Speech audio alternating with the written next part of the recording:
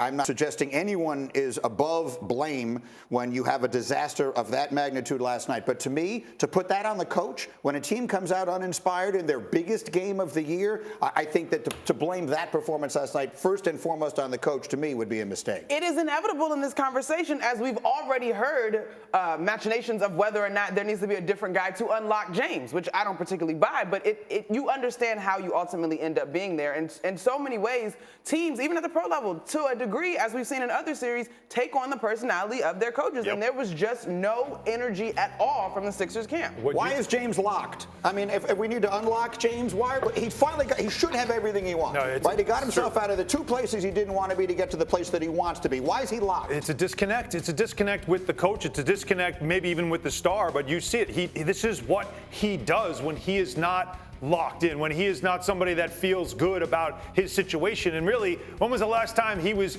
completely happy with his situation? James Harden, I'm talking about. It has been a while now. He got heavy in Houston to force his way out of there. Then he was unhappy in Brooklyn and wanted out of there. He gets what he wants again when he lands in Philly. He doesn't look happy again. And you can tell it's a disconnect. I've covered the NBA for over 15 years. What you see in post games a lot of times, just like Legs is saying, you will get from players what the coach said to them in the room. They will find a way to say it to you, to the media, because that's what I just heard, so I'm going to regurgitate it to you.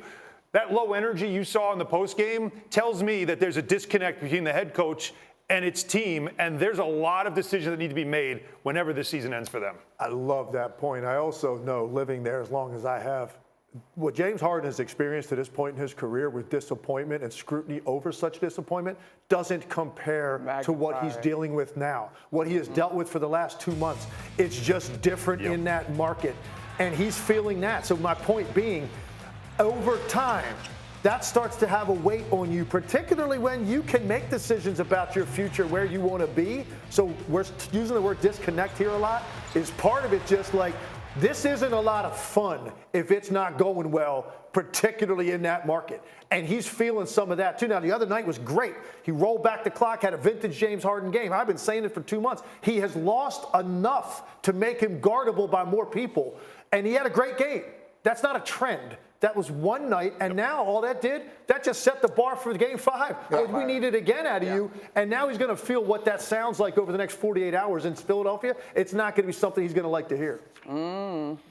Listen, you got to make the fun. I hear you. Losing sucks, winning is fun. You got to make the fun, and that requires grit. That requires powering to showing up consistently. So I don't know what's going on. But Monica, we see teams that are miserable. The 04 Lakers were miserable, right? Like you see these teams that just, you could tell. The Jazz this year, miserable.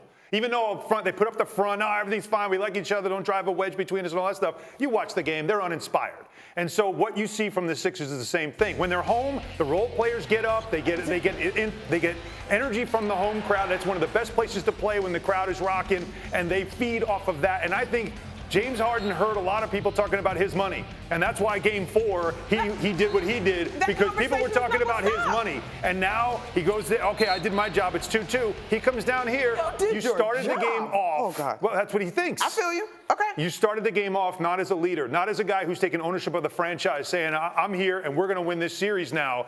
He took a step back, or whatever he did, or maybe again it's South Beach. I want to one last point on this situation, because I think it's a dynamic in Philadelphia that exists with what they want. They can handle you not playing well. That fan base and that media base can handle it. What they can't handle is it doesn't mean as much to you as it does to them. Yeah. You don't go home and lose sleep over this stuff. My week is, not me, but I'm saying this is the way the fans think. My week is ruined because the Eagles lost on a late field goal. I can barely get to work this week. That's how much that bothers me. Thanks for watching ESPN on YouTube. For live streaming, sports, and premium content, subscribe to ESPN+.